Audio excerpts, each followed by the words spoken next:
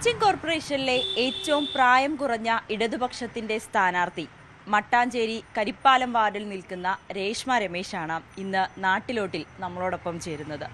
ഏറ്റവും പ്രായം കുറഞ്ഞ സ്ഥാനാർത്ഥിയെ പാർട്ടി ഇവിടെ നിർത്തുമ്പോൾ സ്വാഭാവികമായും ആ ഒരു ചുറുചുറുക്കും നാട്ടുകാരുടെ ആവേശവുമൊക്കെ ഒരു പടി കൂടുതലായിരിക്കും. ആ ആവേശം തന്നെയാണ് നമ്മൾ ഉടനീളം രേഷ്മയിൽ കണ്ടതും. രേഷ്മയോട് തന്നെ ഈ ഒരു തെരഞ്ഞെടുപ്പിന്റെ വിശേഷങ്ങളും കൂടുതൽ കാര്യങ്ങളും ഒക്കെ നമുക്ക് ചോദിച്ചറിയാം. ആദ്യം തന്നെ അഭിനന്ദനങ്ങൾ. എങ്ങനെയുണ്ട് ഈ ഒരു വെയിലത്ത് സ്ഥാനാർത്ഥി പര്യടനം? Okay, first of all thank you. വെയിലത്തൊരു പ്രവർത്തനം എനിക്ക് അത്ര എന്താ പറയുക, നേരത്തെയും ഇതൊക്കെ തന്നെയായിരുന്നു. അപ്പോൾ അതുകൊണ്ട് ഈ വെയിലൊന്നും ശരിക്കും പറഞ്ഞു കഴിഞ്ഞാൽ. ഇനിയും ഇതിലധികം വെയിൽ കൊള്ളാനുണ്ട്, കുറേ പോരാടാനുണ്ട്. അപ്പോൾ ഇതൊന്നും ശരിക്കും പറഞ്ഞു കഴിഞ്ഞാൽ. എങ്ങനെയുണ്ട് ഓരോ വീടുകൾ കയറി ഇറങ്ങുമ്പോൾ? സുപരിചിതയാണ്, ഇവിടെ നാട്ടുകാർക്ക് സുപരിചിതയാണ്, എന്നാലും സ്ഥാനാർത്ഥിയായി നിൽക്കുമ്പോൾ അത് പ്രത്യേക ഒരു അനുഭവം തന്നെയാണ്. ആളുകളുടെയൊക്കെ ഒരു റെസ്പോൺസ് എങ്ങനെയാണ്?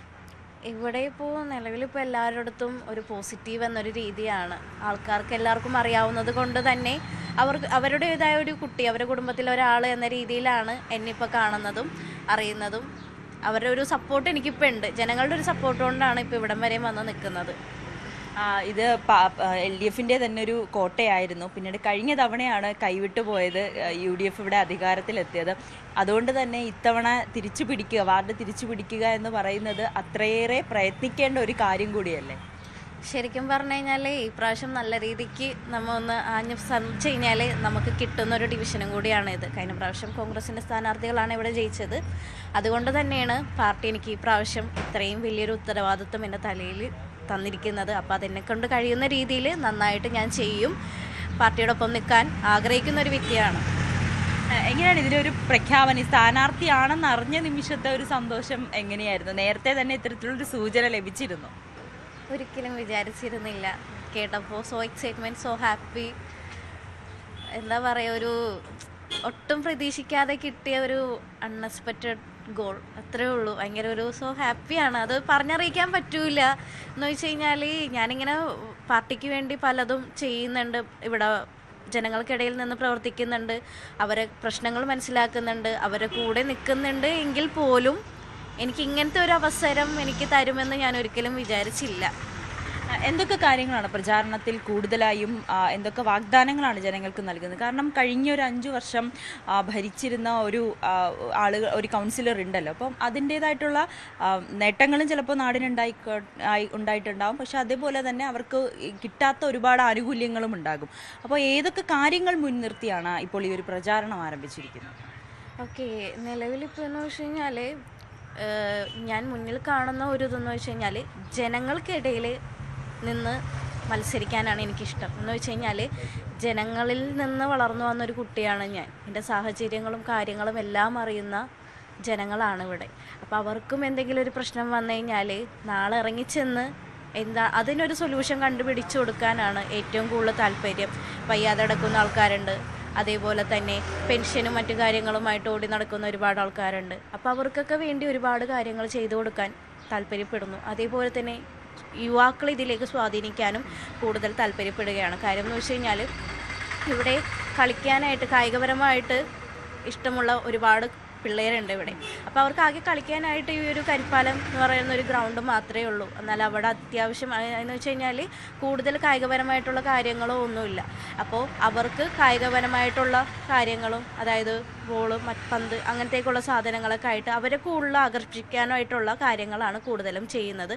അതേപോലെ തന്നെ PSC കോച്ചിങ് സെൻറ്ററുകൾ അതൊന്ന് മുന്നോട്ട് വെക്കാനുള്ളൊരു തീരുമാനം എന്ന് വെച്ച് കഴിഞ്ഞാൽ ഇപ്പോൾ വികസനവുമായി, അതായത് ജയിച്ചു കഴിഞ്ഞ് കഴിഞ്ഞാൽ മുന്നോട്ട് വെക്കാൻ പോകുന്ന ഒരു കാര്യങ്ങളൊക്കെ PSC കോച്ചിങ് സെൻറ്റർ, ടർഫ്, അതേപോലെ തന്നെ ലേണേഴ്സ് ക്ലാസ്, അങ്ങനത്തേക്കുള്ള സംഭവങ്ങളൊക്കെ കൂടുതലും യുവാക്കളെ ആകർഷിപ്പിക്കാൻ, യുവാക്കൾക്ക് വേണ്ടി ഇറങ്ങാനും കൂടി മുന്നിട്ട് നിൽക്കുന്ന ഒരു സ്ഥാനാർത്ഥിയാണ് ഞാൻ. നാടിൻ്റെ വികസനം അത് ഏറ്റവും പ്രധാനപ്പെട്ട കാര്യമാണ്. ഒപ്പം 24 വയസ്സുകാരി എന്ന് പറയുമ്പോൾ സ്വാഭാവികമായി വോട്ടർമാർക്കൊരു സംശയമുണ്ടാകും, അങ്ങനെ ചെയ്യാൻ കഴിയുമോ, ഞങ്ങളെയൊക്കെ ശ്രദ്ധിക്കുന്ന ഒരാളാണോ എന്നൊരു ചോദ്യമുണ്ടാകും. പക്ഷെ അങ്ങനെയല്ല എന്ന് തെളിയിക്കേണ്ട ഉത്തരവാദിത്തം സ്വാഭാവികമായും രേഷ്മയ്ക്ക് തന്നെയാണ്. അതിൻ്റെ ഒരു കരുത്ത് ഉറപ്പായിട്ടുമില്ലേ? അത് ഉറപ്പായിട്ടുമുണ്ട്. 24 വയസ്സ് എന്നിപ്പോൾ നിങ്ങളുടെ അടുത്ത് പറഞ്ഞപ്പോഴും ഞാൻ ശരിക്കും ഒരു ചെറിയ കുട്ടിയാണെന്നുള്ളൊരു ഇതല്ല, ഞാൻ കുറച്ചും കൂടി മെച്ചുവേർഡായി എന്ന് വെച്ച് കഴിഞ്ഞാൽ ജനങ്ങൾക്ക് ഇപ്പോൾ ഇറങ്ങി നിൽക്കുന്ന ഒരു സ്ഥാനാർത്ഥി, അവർക്ക് എന്നിലൊരു വിശ്വാസമുണ്ട്. ആ ഒരു വിശ്വാസം ജയിച്ചു കഴിഞ്ഞു കഴിഞ്ഞാലും മുന്നോട്ട് കൊണ്ടുപോകാൻ വളരെയധികം നല്ല രീതിക്ക് പരിശ്രമിക്കും. ജനങ്ങളുടെ കൂടെ നിന്ന് അവർക്കൊരു താങ്ങും തണലുമായിട്ട് മാറാനാണ് ആഗ്രഹിക്കുന്നത്. അപ്പം ഈ പാർട്ടിയിലേക്ക് വന്നാൽ കുറച്ചൊന്ന് ബാക്കിലേക്ക് പോയി കഴിഞ്ഞാൽ എങ്ങനെയാണ് ഈ രാഷ്ട്രീയ പ്രവർത്തനത്തിലേക്ക് വന്നത്? ഞാനിതിൽ ആദ്യമായി വരുന്നത് ബാലസംഘം വഴിയാണ്. ഞാൻ ഈ പാർട്ടിയിലേക്ക് ആദ്യമായിട്ട് വരുന്നത് ബാലസംഘം വഴി, SFI, പിന്നെ അതേപോലെ തന്നെ DYFI. ഇപ്പം നിലവിലിപ്പോൾ DYFI ബ്ലോക്കിൻ്റെ വൈസ് പ്രസിഡൻ്റാണ് ഇവിടുത്തെ. അപ്പോൾ അതുകൊണ്ട് തന്നെ എല്ലാവർക്കും അറിയാം എന്നെ, ഞാൻ എങ്ങനെയാണ് നിൽക്കുന്നത് എന്നുള്ളത്. എന്നാലും പ്രവർത്തന പരിചയം കൂടിയുള്ള വ്യക്തി ആയതിനാൽ സ്ഥാനാർത്ഥിയായത് കുറച്ചുകൂടി ഒരു ബോണസായി മാത്രം കരുതുന്നു. പക്ഷേ പ്രവർത്തനങ്ങൾ ആ രീതിയിൽ തന്നെ മുന്നോട്ട് പോവുകയും അതിൽ അത്രയേ ഉള്ളൂ. എന്ന് വെച്ച് കഴിഞ്ഞാൽ പല പല സ്ഥാനങ്ങൾ കിട്ടുന്നുണ്ട് എന്നുണ്ടെങ്കിലും സ്ഥാനങ്ങളല്ലല്ലോ നമ്മൾക്ക് വേണ്ടത്. നമുക്ക് ജനങ്ങളിലേക്ക് ഇറങ്ങിച്ചെന്ന് അവരുടെ കാര്യങ്ങൾക്കാണ് നമുക്ക് കൂടുതൽ ഫോക്കസ് കൊടുക്കേണ്ടത്. സ്ഥാനം എപ്പോഴും അതൊരു ഇതല്ലേ, അല്ലാതെ എന്താ പറയുക, നമുക്കെപ്പോഴും അതായത് ഇറങ്ങിച്ചെന്ന് മത്സരിക്കണം. നമ്മൾ ജനങ്ങളായിട്ടൊരു അഭിമുഖം നടത്തി അവരുടെ പ്രശ്നങ്ങളും കാര്യങ്ങളും അവർക്ക് വേണ്ടുന്ന സർവത്ര സഹായങ്ങളും ചെയ്തു കൊടുക്കണം. ഈ യുവാക്കളിലേക്ക് മാറ്റി നിർത്തിയാൽ മറ്റെന്തൊക്കെയാണ് ഈ വാർഡിനെ സംബന്ധിച്ച് ഏറ്റവും കൂടുതൽ വികസനം വേണം, അല്ലെങ്കിൽ ആളുകൾ ഏറ്റവും കൂടുതൽ പരാതി പറയുന്ന ഒരു കാര്യം എന്തായിരിക്കും രേഷ്മയ്ക്ക് ഇത്രയും നാളത്തെ ഒരു പ്രവൃത്തി സംബന്ധിച്ച് തോന്നുന്നത്?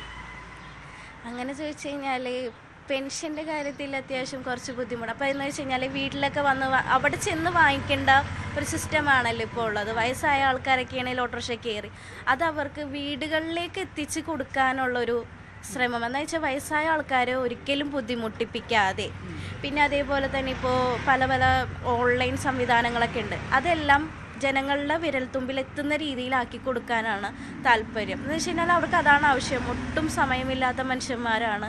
അപ്പോൾ ആൾക്കാർക്ക് അവരുടെ വിരൽത്തുമ്പിൽ എത്തുന്ന രീതിയിലുള്ള കാര്യങ്ങളൊക്കെ ചെയ്തു കൊടുക്കാൻ ആഗ്രഹിക്കുന്നുണ്ട്. പാർട്ടി കുടുംബമാണ്, അച്ഛൻ പാർട്ടിയിൽ തന്നെ ഉണ്ട ആളാണ്, അങ്ങനെ ഒരു ബാക്ക്ഗ്രൗണ്ടും കൂടി ഉണ്ട് അല്ലേ? അപ്പോൾ ചെറുപ്പം മുതലേ ഈ ഒരു ഇടതുപക്ഷ അനുഭാവിയാണ്, അതിൻ്റെ പ്രത്യയശാസ്ത്രങ്ങളെല്ലാം കേട്ട് വളർന്ന ഒരാളും കൂടിയാണ്. അച്ഛനിപ്പോൾ ഒരു 10-40 വർഷമായിട്ട് പാർട്ടി തന്നെയുള്ളൊരു വ്യക്തിയാണ്.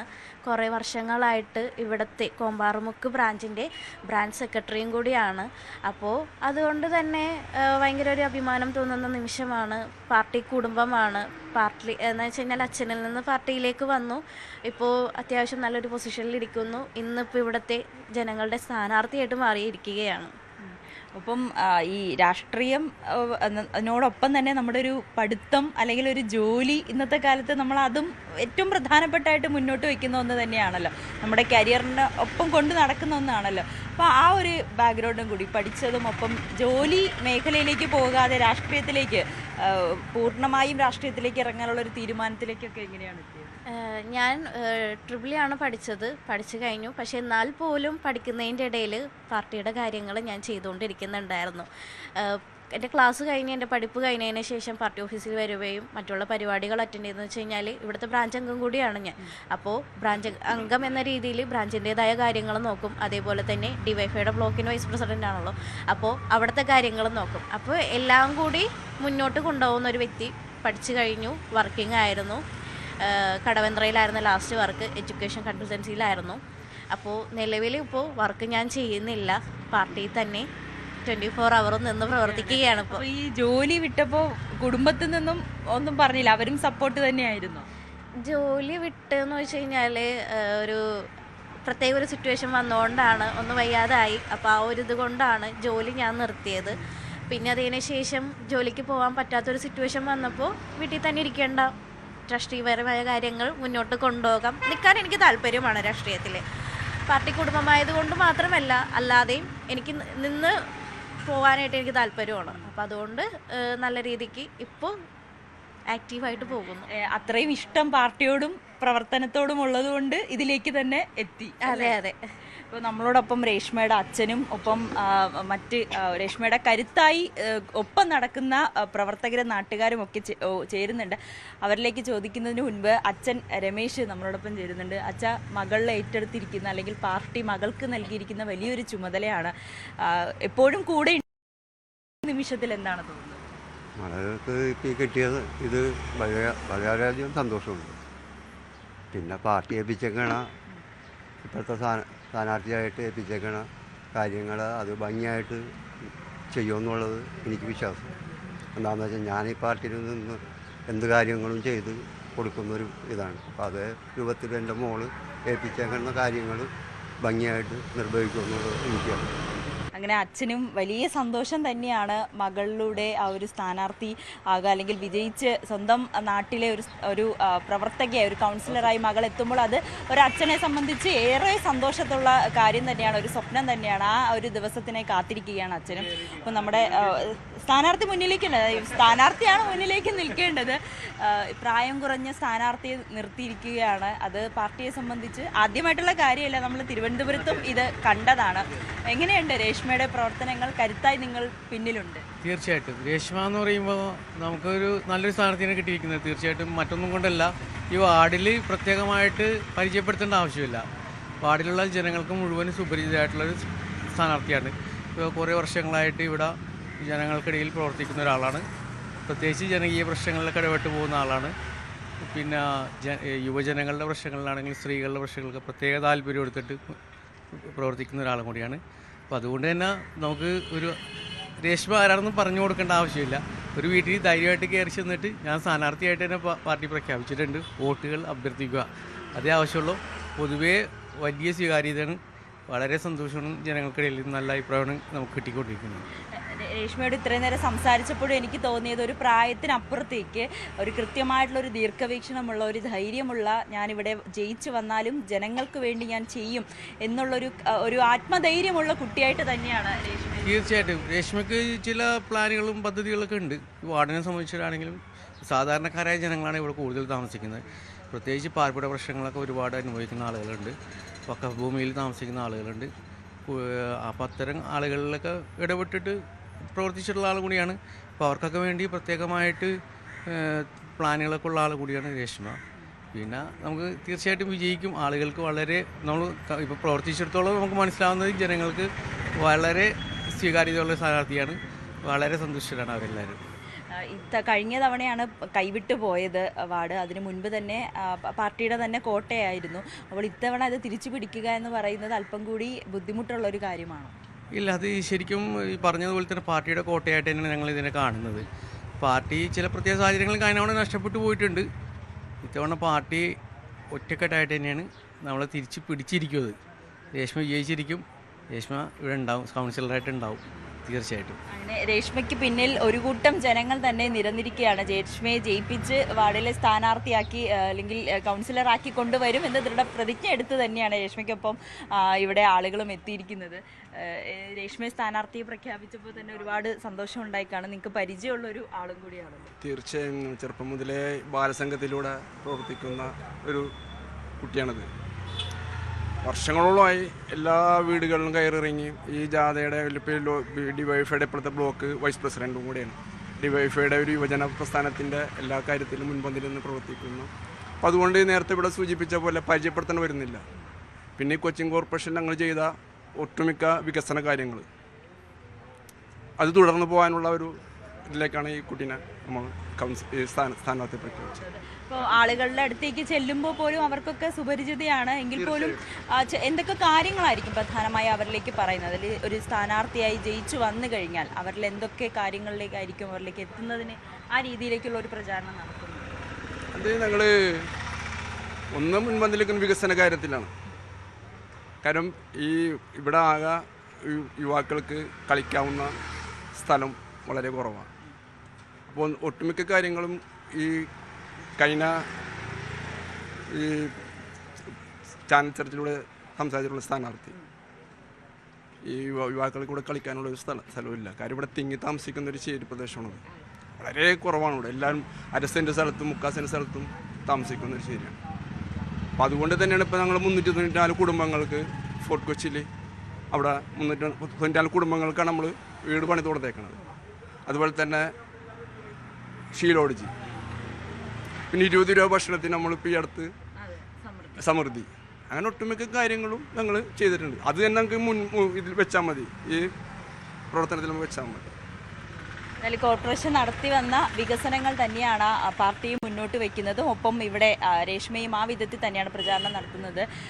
ഇപ്പോൾ ഒരു യുവ സ്ഥാനാർത്ഥി വരുമ്പോൾ സ്വാഭാവികമായും യുവാക്കൾക്ക് വലിയ പ്രതീക്ഷ തന്നെയാണ്, നാടിനും വലിയ പ്രതീക്ഷ തന്നെയാണ്. രേഷ്മയുടെ സ്ഥാനാർത്ഥിത്വത്തെ എങ്ങനെ നോക്കി? രേഷ്മ സ്ഥാനാർത്ഥിത്വത്തെ സംബന്ധിച്ച് ഞാൻ പറയുകയാണെങ്കിൽ ഞാൻ രേഷ്മയും DYFL ഒന്നിച്ച് പ്രവർത്തിക്കുന്നതാണ്.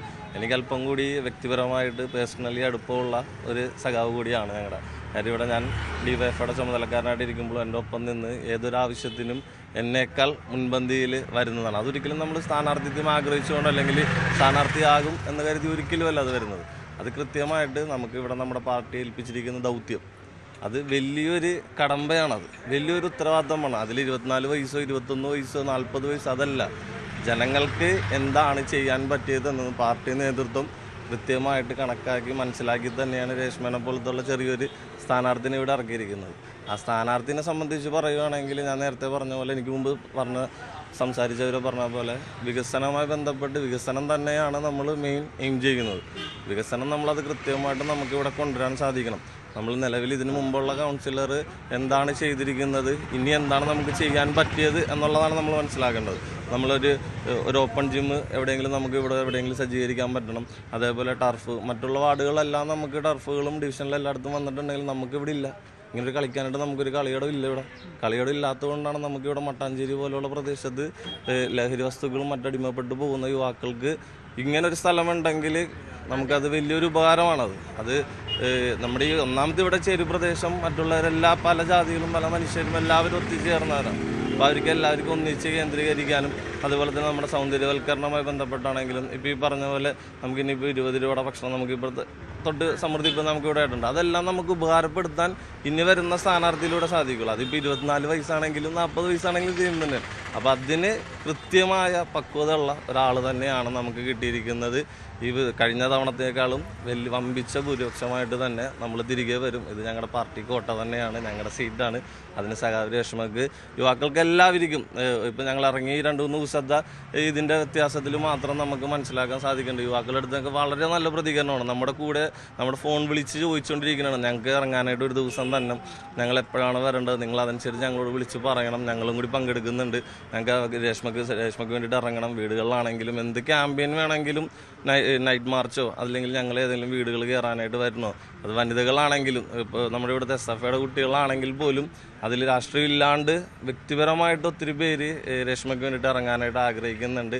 അതെല്ലാം ഈ തുടർ ദിവസങ്ങളിൽ നമ്മൾ നടത്തുന്നതാണ്. അതുമായി ബന്ധപ്പെട്ടാണ് അത് പറയാനുള്ളത്. നമുക്ക് മനസ്സിലാക്കാൻ സാധിക്കും കമ്മ്യൂണിസ്റ്റുകാർ എന്താ പറയുക, ദാരിദ്ര്യവും ഇതെല്ലാം അവരുടെ കൂടപ്പുറമാണ്. അവർക്ക് അതിൽ വ്യത്യാസങ്ങളൊന്നുമില്ല. ഇപ്പോൾ നിങ്ങൾക്ക് എന്താണ് വീടുമായി ബന്ധപ്പെട്ട് നിങ്ങളിപ്പോൾ ചെല്ലുമ്പോൾ നിങ്ങൾക്ക് അത് മനസ്സിലാവും. നമുക്കത് ഒറ്റമുറിയിലാണ് അവർ താമസിക്കുന്നത്, അവർക്ക് ഒത്തിരി ബുദ്ധിമുട്ടുകളുണ്ട്, അവരുടെ ജോലിപരമായിട്ടുള്ള കാര്യങ്ങൾ, സാമ്പത്തികപരമായി. പക്ഷെ അതെല്ലാം മാറ്റി വെച്ച് പാർട്ടി ഒരു ദൗത്യം ഏൽപ്പിച്ച് അതിന് മുൻപന്തിയിൽ അവരപ്പം തന്നെ ഇറങ്ങിയതാണ്. അങ്ങനെയാണ് പാർട്ടി ഏൽപ്പിച്ചിരിക്കുന്ന ദൗത്യമാണത്. അത് കൃത്യമായിട്ട് തന്നെ ചെയ്യാൻ സാധിക്കുമെന്ന് തന്നെയാണ് നമ്മൾ വിശ്വസിക്കുന്നത്. അതെ, അത് ഏറ്റവും പ്രധാനപ്പെട്ട കാര്യമാണ്. രേഷ്മയുടെ വീട് അത് പ്രേക്ഷകർ കാണുമ്പോൾ നമുക്ക് തോന്നും അയ്യോ എന്താണ് ഈ വീട്ടിൽ നിന്നത്. പക്ഷേ അതൊക്കെ മാറ്റിവെച്ച് വീട്ടിലെ പ്രശ്നങ്ങളും ബാധ്യതകളും എല്ലാം മാറ്റി പാർട്ടി ഏൽപ്പിച്ച ദൗത്യം അത് കൃത്യമായി ചെയ്യാൻ തന്നെ രേഷ്മ മുന്നിട്ടിറങ്ങി എന്നുള്ളതാണ് ഏറ്റവും അഭിനന്ദിക്കുന്ന ഒരു കാര്യം കൂടി. രേഷ്മ, ഒരു കാര്യം കൂടി, നേരത്തെ പറഞ്ഞതുപോലെ തന്നെ ഈ ലഹരി ഇന്നത്തെ നമ്മുടെ നാട്ടിൽ ഏറ്റവും വിപത്തായി നിൽക്കുന്ന കാര്യമാണ്. സർക്കാർ പോലും അല്ലെങ്കിൽ ഒരു പാർട്ടിയുടെ ഭേദമന്യേ നമ്മളെല്ലാവരും ഒറ്റക്കെട്ടായി എതിർക്കുന്ന ഒരു കാര്യം കൂടിയാണ്. അതിൽ ഈ കളിസ്ഥലങ്ങൾ, നമ്മുടെ നാടുകളിൽ കളിസ്ഥലങ്ങൾ വരുമ്പോൾ കുട്ടികൾ അതിലേക്ക് വരുന്നു. അപ്പോൾ ആ ലഹരി എന്നൊരിതിൽ നിന്നൊക്കെ ഒന്ന് മോചനം ലഭിക്കുന്നതിന് വേണ്ടി കുട്ടികളെ ഒരുപാട് സഹായിക്കുന്ന കാര്യമാണ്. ആ രീതിയിലേക്കുള്ളൊരു വികസനവും അല്ലെങ്കിൽ ആ രീതിയിലുള്ള കാര്യങ്ങളുമൊക്കെ പദ്ധതിയിൽ ഉൾപ്പെടുത്തിയിട്ടുണ്ട്. തീർച്ചയായിട്ടും ഉൾപ്പെടുത്തും. എന്ന് വെച്ച് കഴിഞ്ഞാൽ നമ്മുടെ നാടിപ്പോൾ ഭയങ്കര ഒരു ലഹരിക്ക് അടിമപ്പെട്ട് പോയിക്കൊണ്ടിരിക്കുന്ന നമ്മുടെ ഒരു നാടാണ് ഇപ്പോൾ ഇത്. എന്ന് വെച്ച് കഴിഞ്ഞാൽ ഏതൊരു ചെറുപ്പക്കാരൻ അല്ലെങ്കിൽ ഒരു പെൺകുട്ടി ആയിക്കോട്ടെ ലഹരിക്ക് അഡിക്റ്റാണ്. അപ്പോൾ അതെന്ന് വെച്ച് കഴിഞ്ഞാൽ അവർക്ക് അവരുടേതായ ഒരുപാട് കാര്യങ്ങൾ, ഇപ്പോൾ ഒരു കളിസ്ഥലം അല്ലെങ്കിൽ മനസ്സ് തുറന്ന് സംസാരിക്കാൻ ഒരാളില്ലാത്തൊരവസ്ഥയിലേക്ക് പോയിക്കൊണ്ടിരിക്കുന്ന ഒരു നാടും കൂടിയാണ് നമ്മുടെ നാട്. പലതരത്തിലുള്ള മാനസിക പ്രശ്നങ്ങൾ അനുഭവിക്കുന്ന ആൺകുട്ടികളുണ്ടാവും, പെൺകുട്ടികളുണ്ടാവും. അപ്പോൾ എന്ന് വെച്ച് കഴിഞ്ഞാൽ അവർ സ്വാഭാവികമായിട്ടും അതിൽ നിന്നൊക്കെ ഒരു റിലീഫ് കിട്ടാൻ വേണ്ടിയിട്ടാണ് ലഹരിയിലേക്ക് അവർ നീങ്ങുന്നത്. അതിൻ്റെ രുചി ഒരു പ്രാവശ്യം അറിഞ്ഞു കഴിഞ്ഞാൽ കൂടുതൽ പ്രാവശ്യം ഉപയോഗിച്ച് മറ്റൊരാളിലേക്ക് കൊടുത്തു പോകുന്ന ഒരിതാണ്. അപ്പോൾ അവർക്ക് വേണ്ടി ചെയ്യാൻ പറ്റാവുന്ന ഒരു കാര്യം എന്ന് വെച്ച് കഴിഞ്ഞാൽ അവർക്ക് ആകർഷണം നൽകുക സ്ഥലമായിക്കോട്ടെ, ജിമ്മായിക്കോട്ടെ, പിന്നെ അതേപോലെ തന്നെ അവരുടേതായ ആവശ്യങ്ങൾക്ക് ഉണ്ടാവും എന്ന് വെച്ച് കഴിഞ്ഞാൽ നമ്മൾ പറയാതെയിലുപരി അവർക്ക് പല പല ഇതുണ്ടാകും. അപ്പോൾ അതെല്ലാം ചെയ്ത് കൊടുത്ത് യുവാക്കളെ കൂടുതൽ അടുപ്പിച്ച് നിർത്താനാണ് എനിക്ക് കൂടുതൽ താല്പര്യം. ഒപ്പം സ്ത്രീകൾക്ക് വേണ്ടിയിട്ടും ഒരുപാട് കാര്യങ്ങൾ ചെയ്യാനുണ്ട്. പ്രത്യേകിച്ച് നമ്മൾ ഒരു സ്ത്രീ സുരക്ഷ, അത് ഏറ്റവും പ്രധാനപ്പെട്ട ഒരു കാര്യമാണ്. അത് നമ്മുടെ വീട്ടിലായാലും നമ്മുടെ നാട്ടിലായാലും നമ്മൾ ധൈര്യത്തോടെ ഇറങ്ങി നടക്കാൻ പറ്റുന്നൊരു ഘട്ടത്തിലേക്ക് നമ്മൾ എത്തിപ്പെടണം. അപ്പോൾ ആ രീതിയിൽ സ്ത്രീകൾക്ക് വേണ്ടിയിട്ടും പല കാര്യങ്ങളും ചെയ്യാൻ വേണ്ടിയിട്ട് ശ്രമിക്കുക.